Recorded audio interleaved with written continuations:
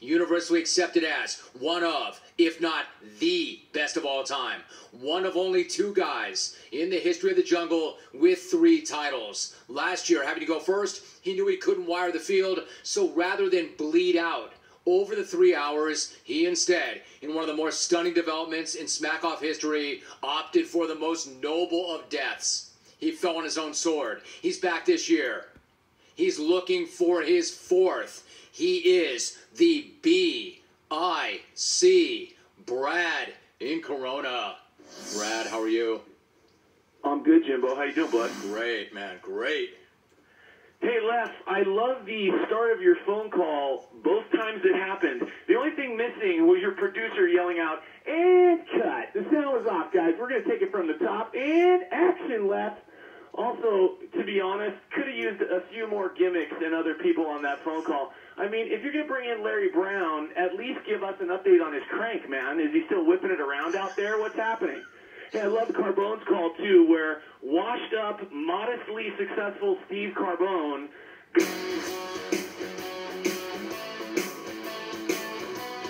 call. Shawnee, shouldn't you be producing your own fake smack-off with your lame-ass friends where you guys make fun of the show like bitter bitches and then post it to Stucknut like you did back in the day multiple times?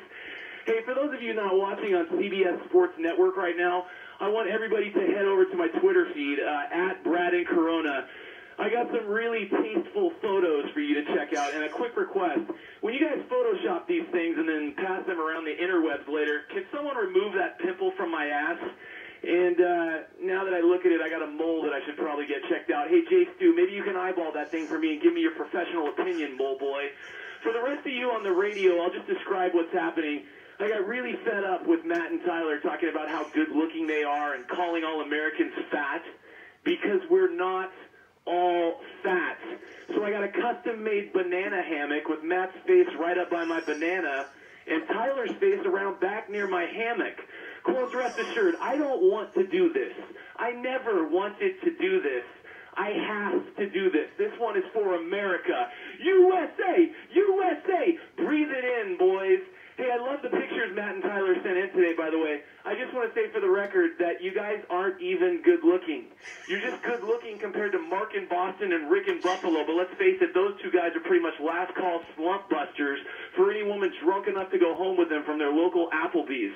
Tyler, apparently the rhinoplasty procedure hasn't made its way north of the Canadian border yet, because if it had, you would have already whittled down that massive schnoz of yours into something more manageable.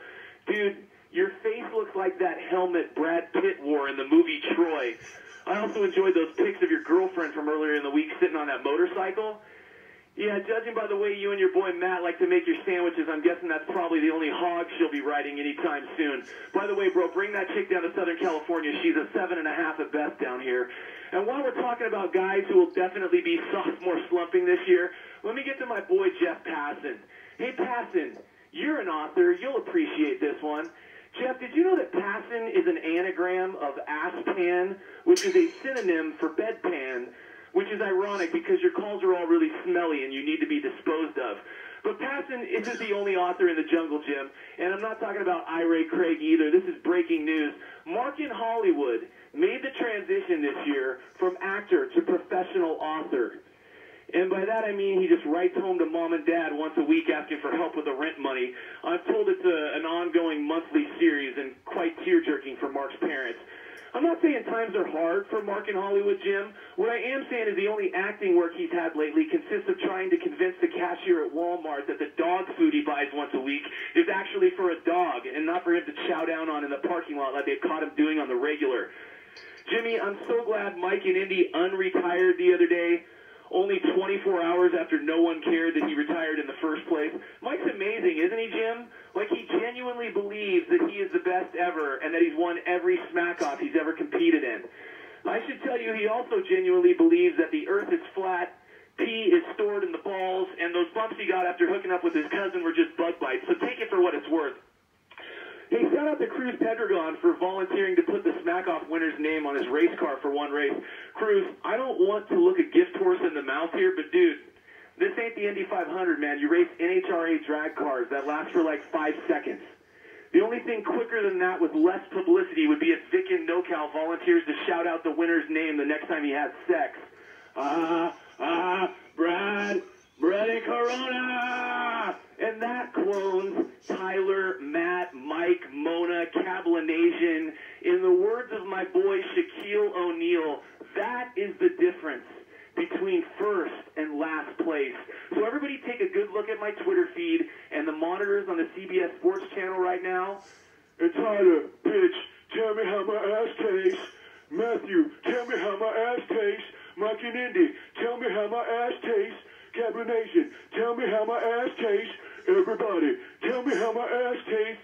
Left in Legimic bitch, tell me how my ass tastes. It's delicious. Oh, crap. B-I-C. Brad and Corona. Wow. We're not there yet.